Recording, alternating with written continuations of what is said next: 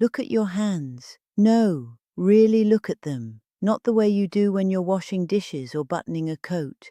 Really look, turn them over. Hold them up to the light for a moment. When did you last do that? I did it this morning, the way I do most mornings now. I was sitting at my table before the sun was fully up, holding my cup with both hands the way my mother taught me.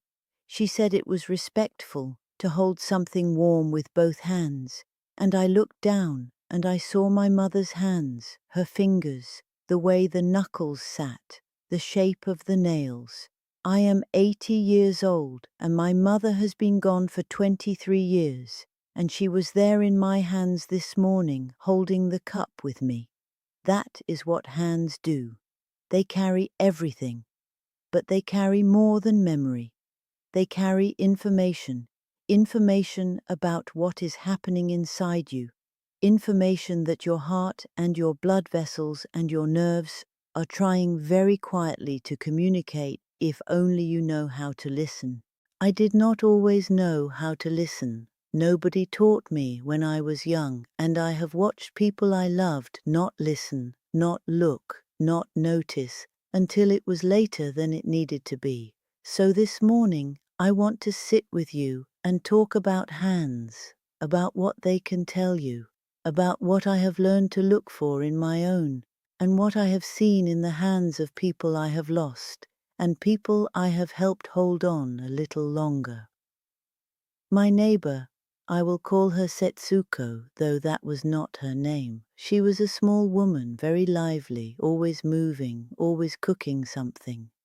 She came to my door one autumn afternoon, and I noticed her hands when she handed me a jar of pickled daikon. Her fingernails were pale, not just light, pale in the way that paper gets when it has been wet and then dried. The pink was gone from beneath them. I said nothing. I didn't know then what I know now. 3 months later, she was in the hospital. Her heart had been struggling for longer than anyone realized. The doctor said the signs had been there. They are almost always there. That is the thing about the body. It is not silent. It speaks all the time. The trouble is, we have not been taught its language. The nails are where I begin now, when I want to know how someone is doing, not to diagnose. I am not a doctor, and I would never pretend to be. But the nails will tell you things. The pink or pale salmon color beneath a healthy nail. That color comes from blood moving through the capillaries underneath, tiny vessels just below the surface. When circulation slows, when the heart is working harder than it should to push blood to the furthest points of the body, the fingertips are among the first to know. The color fades. Sometimes the nail bed goes white or bluish or grayish. It happens slowly, and because it is slow, we do not see it. There is a test I was told about. A doctor explained it to me when I was perhaps 60, and I have done it ever since. You press on the tip of your fingernail firmly just for a second until it goes white beneath the pressure. Then you release it and you watch. The pink should come back within 2 seconds, quickly, like pressing a blush back into a cheek. If it takes longer, 3, 4, 5 seconds, that is the blood struggling to return. That is the circulation telling you something. My doctor called it capillary refill time. I just call it the nail press. I do it to my own hands every few weeks. When I'm cold, it takes longer, so you must do it when you are warm and rested. Not after standing in the garden in November. And then there is temperature. Have you noticed when your hands feel cold? Not because the room is cold, but cold in a way that seems to come from inside. I noticed this in my late 50s, and I thought I was simply getting older. The cold settling into the bones, the way people talk about. But there is a difference between hands that are cold because the weather is cold, and hands that are cold when everything else is warm. Poor circulation in the extremities. They call it peripheral arterial disease when it becomes serious, but it lives quietly for years before that name is earned.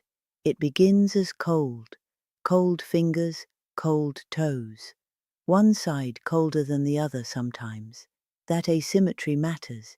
If one hand is noticeably colder than the other when everything else is equal, same room, same position, that is worth paying attention to, not panicking over, but paying attention to. I have a habit now. In the morning, before I get up, I hold my two hands together for a moment and I feel whether they match. It takes 5 seconds, it costs nothing. And in 20 years of doing this, twice I have noticed something that sent me to the doctor. Both times I was glad I went. Grip strength is another one that I wish someone had spoken to me about honestly when I was younger. We think of weakness as something that just happens, aging, wearing down, the body becoming less. And it is true that we lose muscle as we age, yes. But the speed at which grip strength declines and the degree to which it declines tells a story that reaches further than the hand. There was a large study done, I read about it somewhere, I cannot tell you the exact paper, but they followed many thousands of people over many years, and they found that grip strength measured in midlife predicted heart disease and stroke better than blood pressure alone. That surprised me when I first heard it. The hand predicting the heart. But when I thought about it, it made sense. The muscles, the blood vessels, the nerves, they are all part of one system. What weakens the system weakens everything. My mother had strong hands until she was very old. She worked with them every day, the garden, the kitchen, the fishing nets when she was young. She said the hands need to be used or they forget their purpose. I believe her. I knead dough still, I wring out cloths, I carry my own groceries when I can, heavier than is probably strictly necessary, because I'm keeping a conversation going with my hands, reminding them that I still need them. If you find yourself struggling with things that used to be easy, jar lids, carrying bags, wringing a cloth, do not simply accept it. Mention it to your doctor. Ask if they can check your grip strength. It is a small test. It gives large information. There is something else I want to tell you about, something I was ashamed of for a long time before I understood it. The tremor. When I was in my late 60s, I noticed that my hands sometimes shook slightly. Not dramatically, not the way you see in people with serious illness, but a subtle tremor, a fine trembling, especially when I was tired or had not eaten. I hid it. I held things more carefully. I said nothing. I think I was afraid of what it might mean. Eventually, I told my doctor, and she asked me many questions, not just about the tremor, but about everything else, my sleep, my heart rate, whether I felt anxious or noticed my heart beating in an irregular way. Because a tremor on its own can be many things, most of them manageable, but a tremor combined with a heart that occasionally beats irregularly or faster than it should without reason, that combination sometimes points towards something in the electrical system of the heart. Atrial fibrillation, which I had heard of but thought was something that happened to other people. I want you to hear this not with fear, but with attention. Atrial fibrillation, when the heart beats in an irregular rhythm rather than a steady one, is extremely common after 60. The statistics on this are remarkable. Something close to 1 in 10 people over 80 have it, and many of them do not know. The hand tremor by itself is not a sign of this. But if you have a tremor and you also sometimes feel your heart flutter or skip, if you sometimes feel dizzy without explanation, if you tire more easily than you used to, These things together are a conversation your body is trying to have. Please let it.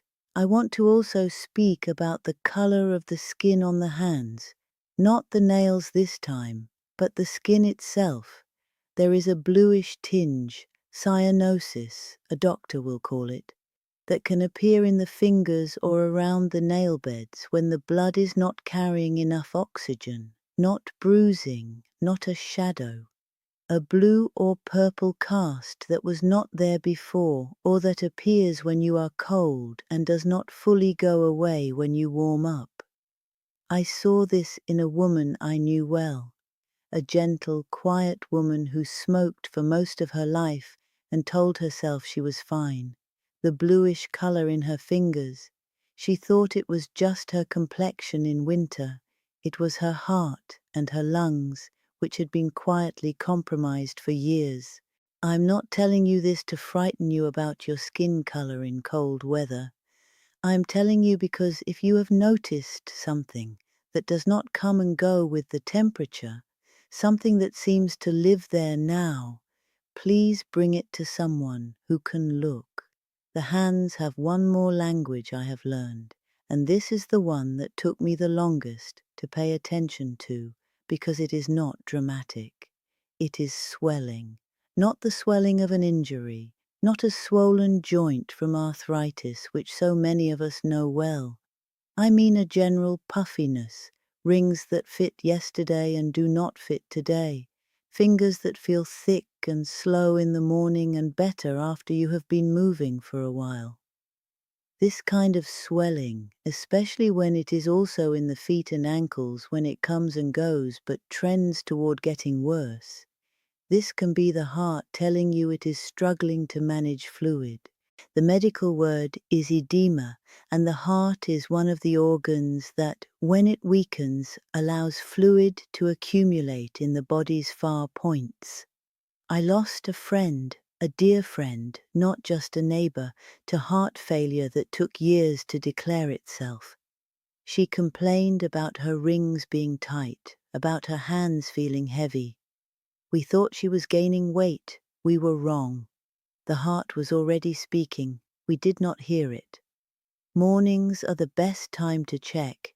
If you wake up and your hands are noticeably puffier than they are by afternoon, if your rings feel different day to day without a clear reason, if your feet press against your shoes when they didn't last season, these are worth mentioning. Always worth mentioning. I have been talking for a while now, and I want to say something before I pour another cup of tea and let you go. We are not taught, most of us, to look at ourselves with this kind of patience. We are taught to push through, to be useful, to not complain, to not worry people. I was taught these things. My mother was taught them. And they are not wrong exactly.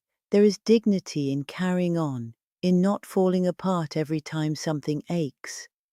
But there is a difference between not complaining and not listening, between being strong and being silent in a way that costs you time you do not have to spare.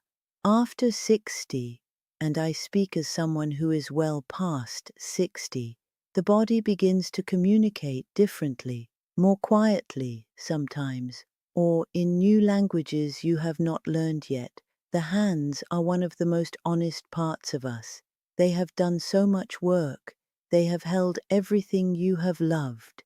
They have built things and grown things and comforted people. And now they are trying to tell you something about the engine that has been running underneath all of it all this time.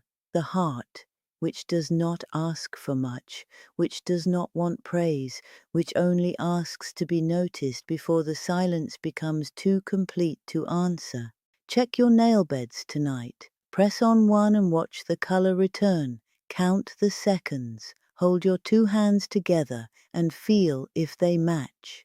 Think about whether anything has changed in the last year, the grip, the color, the temperature, the small tremble you have been ignoring, the rings that do not slide as easily. Not because I want you to be afraid, because I want you to be here. for a long time still, at your own table, holding your own cup with both hands, the way my mother taught me. That is all. The soup is almost ready. Come back any time.